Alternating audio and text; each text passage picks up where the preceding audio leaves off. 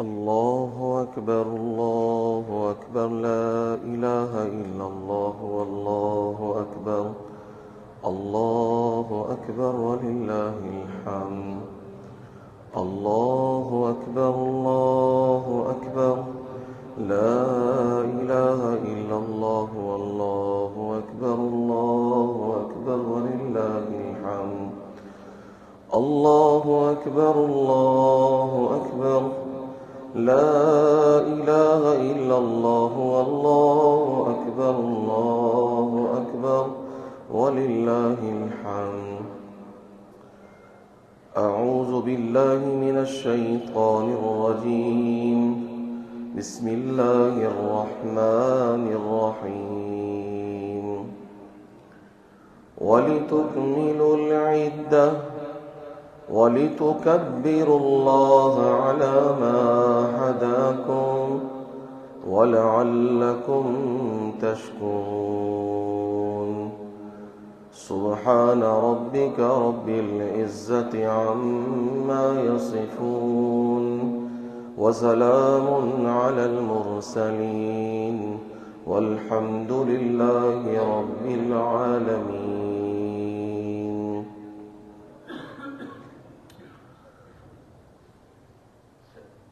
گرامی قدر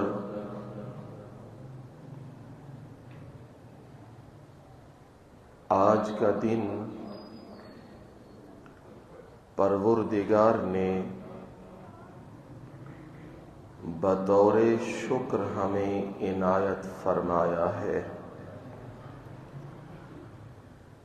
رمضان المبارک کا مہینہ جو عبادتوں کا مہینہ تھا، اس میں خصوصی عبادت رمضان کے پورے مہینے کے روزے اور قرآن مجید کو تراویح میں پڑھنا اور سننا، یہ دو خصوصی مقام ہیں اور اللہ کی خاص نعمتوں میں سے یہ دو نعمتیں ہیں. اب جو محنت اور مشقت کی ہے رمضان المبارک میں، تو اس کے عوض میں بدلے میں اللہ تعالی نے ہمیں یہ خوشی عنایت فرما دی ہے. نبی اکرم صلی اللہ علیہ وسلم مدینے جب تشریف لائے تو آپ نے دیکھا کہ مدینے کے لوگ دو تہوار مناتے ہیں جن میں کھیل کود، گانا بجانا، شعر و شاعری کی محافل، یہ ان کا مشغلہ تھا. جب آپ صلی اللہ علیہ وسلم نے انہیں دیکھا اور ان کے وہ سلسلے دیکھے تو پھر آپ نے فرمایا اسلام کی اللہ تعالی نے ماننے والوں کو دو خوشیاں عنایت کی ہیں، اس کے علاوہ اور کسی قسم کا کوئی تہوار نہیں ہے. ایک ہے عید الفطر اور دوسری ہے عید الاضحیٰ.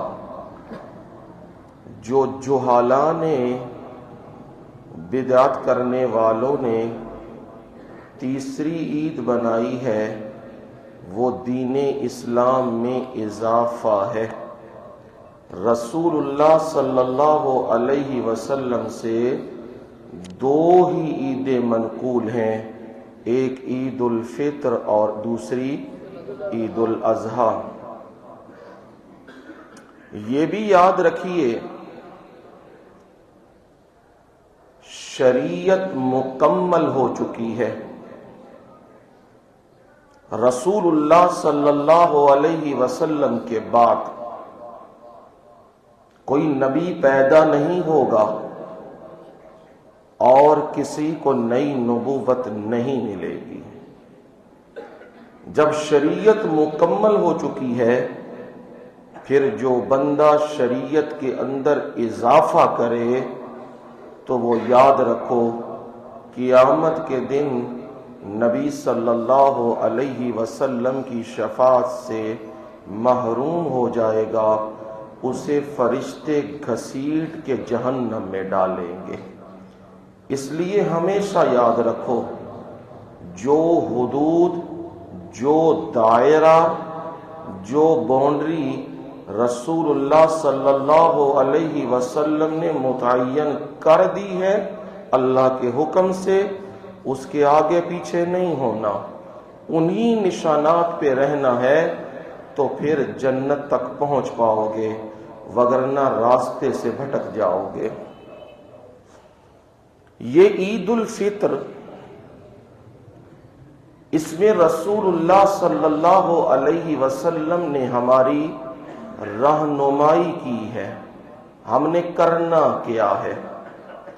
آپ نے فرمایا یہ جو رات پیچھے گزر چکی ہے، جب شوال کا چاند نظر آیا تو نبی صلی اللہ علیہ وسلم نے فرمایا جو رات گزری اسے کہتے ہیں حدیث کی اصطلاح میں لیلۃ الجائزہ، یہ اس کا نام ہے۔ لیلۃ الجائزہ اس کا کیا مطلب ہے؟ وہ رات جب اللہ تعالی اپنے بندوں پر انعامات کی بارش کرتا ہے۔ انہوں نے محنت کی ہے نا، مزدوری کی ہے اور رمضان کے روزے رکھے ہیں، مشقتیں برداشت کی ہیں، تو پھر رب انہیں اس رات انعام دیتا ہے۔ اور فرمایا رسول اللہ صلی اللہ علیہ وسلم نے اس صبح، یعنی جو اب ہم لوگ اکٹھے ہیں، آپ آئے ہیں، تو اس کے متعلق نبی صلی اللہ علیہ وسلم نے فرمایا فرشتے یوں کرتے ہیں، اللہ تعالی فرشتوں کو بھیج دیتا ہے، وہ آ کے راستوں کے اوپر کھڑے ہو جاتے ہیں اور وہ اپنی زبان سے وہ کلمات کہتے ہیں جو جنوں انس نہیں سن سکتے، باقی تمام مخلوقات وہ الفاظ سنتی ہے جو وہ فرشتے کہہ رہے ہوتے ہیں۔ کیا کہہ رہے ہیں؟ نبی صلی اللہ علیہ وسلم نے فرمایا کہ جب وہ راستوں پہ کھڑے ہو جاتے ہیں، فرشتوں کی لائنیں لگ جاتی ہیں، تو وہ لوگوں کو کہہ رہے ہوتے ہیں آ جاؤ، جلدی آ جاؤ، اللہ کے گھروں کی طرف جلدی چلو، رب نے تمہارے لیے رحمتوں اور انعامات کی بارش لگا دی ہوئی ہے۔ اور پروردگار فرشتوں سے یہ پوچھتے ہیں بتاؤ میرے بندوں نے مزدوری کی ہے، اور ایک مزدور جب مزدوری کرے تو کیا اسے اجر دیا جائے یا نہ دیا جائے؟ تو فرشتے جواب دیتے ہیں میرے مولا جو مزدوری کرے اسے تو پورا اجر دینا چاہیے۔ تو پروردگار کہتے ہیں تم گواہ ہو جاؤ، تم گواہ بن جاؤ، مجھے عزتی و جلالی و کرمی و ارتفاع مقامی، مجھے میری جلالت کی قسم، مجھے میری عزت کی قسم اور مجھے میرے بلند مرتبے کی قسم، میں تمہیں گواہ بنا کے کہتا ہوں قد غفرت لکم، ان بندوں کو یہ میرا پیغام دے دو میں نے تم سب کو معاف کر دیا ہوا ہے۔ صرف معاف نہیں، میں نے تمہارے گناہوں کو بھی نیکیوں سے بدل دیا ہوا ہے۔ اب تم لوٹ کے جو جاؤ گے واپس تو تم مغفورا ایسے ہو چکے ہو کہ جن کی رب نے بخشش فرما دی ہے۔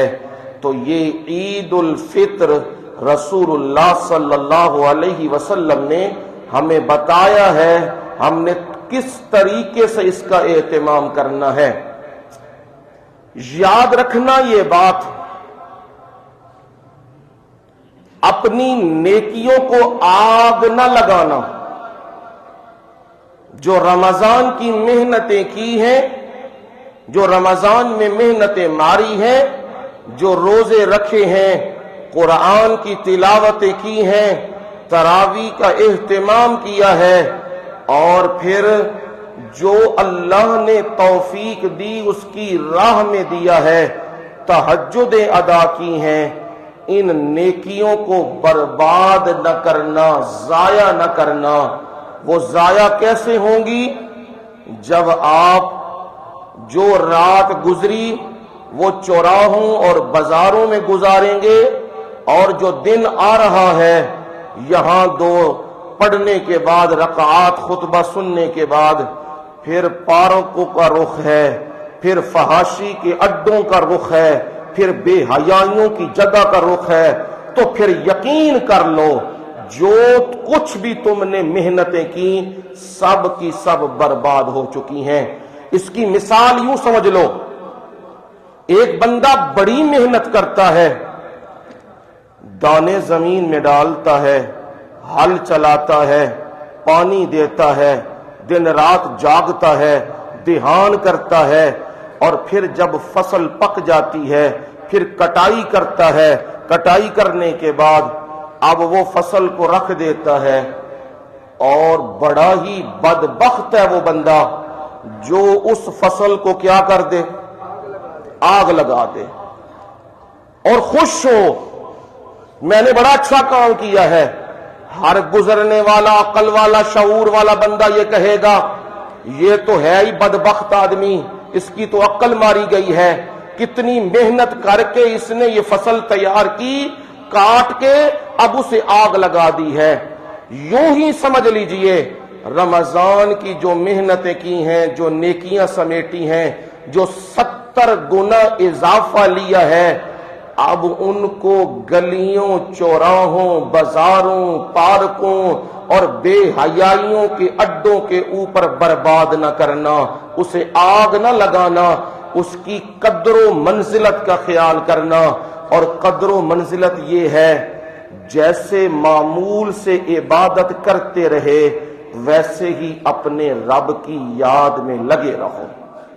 اور میرے پروردگار نے یہ فرما دیا وَلِتُكْمِلُوا الْعِدَّةَ،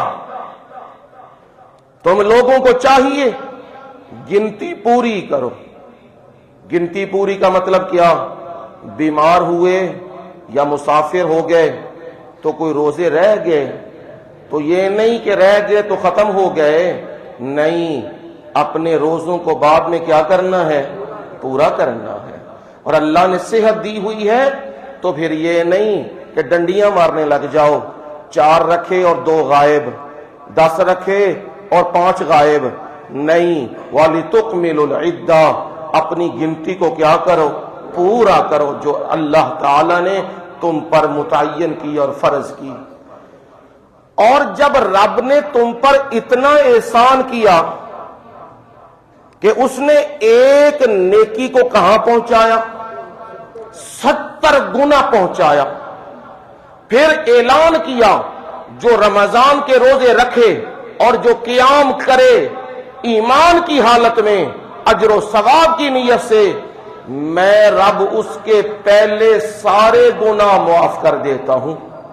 جب رب نے اتنا بڑا تم پہ احسان کیا ہے تو پھر احسان کا حل یہ ہے، احسان کا بدلہ احسان ہوتا ہے، یہ تو نہیں احسان کا بدلہ بدعہدی ہوتا ہے، یہ تو نہیں ہوتا غداری ہوتا ہے، یہ تو نہیں ہوتا، دنیاوی دستور بھی یہی ہے۔ جب رب نے اتنا بڑا احسان کیا ہے تو پھر بدلہ کیسے دینا ہے؟ وَلِتُكَبِّرُوا اللَّهَ عَلَى مَا هَدَاكُمْ، اللہ کی کبریائی بیان کرنی ہے، وہ میرے نبی صلی اللہ علیہ وسلم نے سکھا دی۔ اللہ اکبر، اللہ اکبر، لا الہ الا اللہ، واللہ اکبر، اللہ اکبر وللہ الحمد، یہ رب کی کبریائی ہے۔ میرے مولا ہم تیرے عاجز بندے ہیں، کمزور بندے ہیں، میرے مولا تو نے پہلے بھی بڑے کرم کیے ہیں، آئندہ بھی ہم پہ کیا کرنا، اپنے کرم کرنا۔ اور عید کا جو معنی ہے نا، عود سے کہ لوٹنا، کسی چیز کا بار بار لوٹنا، بار بار لوٹنے کا مطلب کیا؟ اللہ کی رحمت ہر دفعہ لوٹ کے پلٹ کے آتی ہے، اس کے انعامات کی بارش مومنوں کے اوپر وہ اس طرح بار بار ہوتی ہے جیسے فصلوں کو ضرورت ہوتی ہے بارش کی، پانی کی، ایسے مومن کو ضرورت ہوتی ہے اللہ کے انعامات کی، تو اس لیے اسے عید کہا جاتا ہے۔ سیدنا علی المرتضی رضی اللہ تعالی عنہ وہ عید کی نماز پڑھ کے آئے، بیٹھے ہیں، کوئی لقمہ لے رہے ہیں، کھانا کھا رہے ہیں، تو ایک نے، ساتھی نے سوال کر دیا، عید والے دن یہ چنے کھا رہے ہیں، یہ سالن کھا رہے ہیں، سوکھی روٹی کھا رہے ہیں، عید والے دن؟ تو فرمانے لگے عید اصل میں یہی ہوتی ہے اپنی زندگی کو گناہوں سے بچا لینا۔ اصل عید تو خوشی یہی ہوتی ہے کہ زندگی گناہوں سے بچ جائے، یہی عید کا خلاصہ ہے۔ اور یہ یاد رکھیے عام نمازوں سے یہ ہٹ کے ہے، آذان اس میں نہیں ہوتی، شریعت یہی ہے، اگر کوئی دے گا وہ نبی سے آگے بڑھ جائے گا، وہ بدعی کہلائے گا، اقامت اس میں نہیں ہوتی۔ باقی اشراق کے نفل عام سال میں روٹین میں معمولات میں آپ پڑھتے رہتے ہیں، جب سورج نکل آئے تو آپ پڑھتے ہیں، لیکن یاد رکھیے نبی کی سنت اب یہ ہے کہ جب تک عید نہ ہو جائے اس وقت تک پہلے کوئی نفل نہیں ہے، آپ نے منع کیا ہوا ہے، روکا ہوا ہے، کوئی نفلی عبادت اس سے پہلے نہیں ہے۔ یہ عید کی نماز، اور عید کی نماز 2 رکعات ہیں، کتنی جی؟ 2 رکعات ہیں، 6 تکبیرات زائد ہیں۔ تکبیر کا مطلب ہوتا ہے اللہ کی کبریائی، اور اللہ اکبر، اللہ اکبر، کہ میرے رب نے پہلے بھی نوازا، بادشاہ پہلے بھی وہ، اب بھی وہ، اور قیامت تک بھی وہی ہے، قیامت کے بعد بھی وہی ہے، اور کوئی بادشاہ نہیں۔ یہ 6 تکبیرات ہیں۔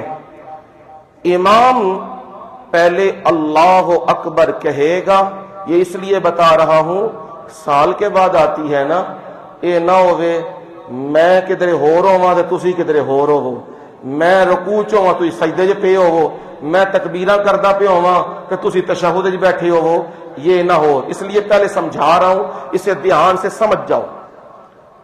امام اللہ اکبر کہہ کے ہاتھ باندھے گا، سبحانک اللہم و بحمدک، اس نے بھی پڑھنا ہے، آپ نے بھی پڑھنا ہے۔ اب امام جب پورا ہو گیا نا ولا الہ غیرک، امام اب کہے گا اللہ اکبر، ہاتھ اٹھائے گا، چھوڑ دے گا، پھر کہے گا اللہ اکبر، ہاتھ اٹھائے گا اور چھوڑ دے گا، پھر کہے گا اللہ اکبر، تیسری بار ہاتھ اٹھائے گا، چھوڑے گا، اور پھر باندھ لے گا۔ اب قرات شروع ہو رہی ہے، 3 تکبیریں ہو گئی ہیں، اب قرات شروع ہو رہی ہے، اور پھر پہلی رکعت، دوسری رکعت رکوع جانے سے پہلے پھر 3 تکبیریں ہوں گی، اللہ اکبر، ہاتھ چھوڑ دینے ہیں، اللہ اکبر، پھر ہاتھ اٹھا کے چھوڑ دینے ہیں، پھر تیسری بار ہاتھ اٹھا کے چھوڑ دینے ہیں، چوتھی بار جب وہ کہے گا اللہ اکبر تو پھر رکوع والی اللہ اکبر ہے اس میں، اور پھر آخر میں سلام ہوگا، اور اس کے بعد خطبہ سننا وہ واجب ہے، ضروری ہے۔ اس سے بھی زیادہ ضروری بات کہ جو رسم بنی ہوئی ہے نا، رسم، اس رسم کو دین کا حصہ نہ بنانا۔ جیڑے بندے تے اج ماشاءاللہ اج ہی نظر آئے نے چلو تو سمجھ آئیے بھائی، سال بعد آئے 6 مہینے بعد آئے، وہ تو سمجھ آ گئی، تو وہ ملتے نے، چلو ملاقات ہو رہی ہے۔ لیکن ہر بندہ دوڑے چلے آئے، لو جی اج عید ہے تو جفا لاؤ ٹھیک کر کے تے سلام بھی لو، یہ یاد رکھنا سنت نبوی سے ثابت نہیں ہے۔ بالکل صاف تمہیں کہہ رہا ہوں، مانو تو مرضی، نہ مانو تو مرضی، میرا حق یہ ہے، میری مسند یہ ہے کہ میں بتاؤں تمہیں یہ بات کہ یہ بات کیا ہے، حقیقت کیا ہے، اور اپنی زبان سے کہہ سکتے ہو بارک اللہ، عید مبارک، یہ کہہ سکتے ہو، لیکن باقاعدہ معانقے کرنے لگ جانا، مصافحے کرنے لگ جانا، یہ رسول اللہ صلی اللہ علیہ وسلم سے ثابت نہیں ہے۔ اس لیے اس کا بھی دھیان رکھنا۔ اب تیاری کر لیں، ٹائم ہو چکا ہے اور ہم نماز پڑھتے ہیں۔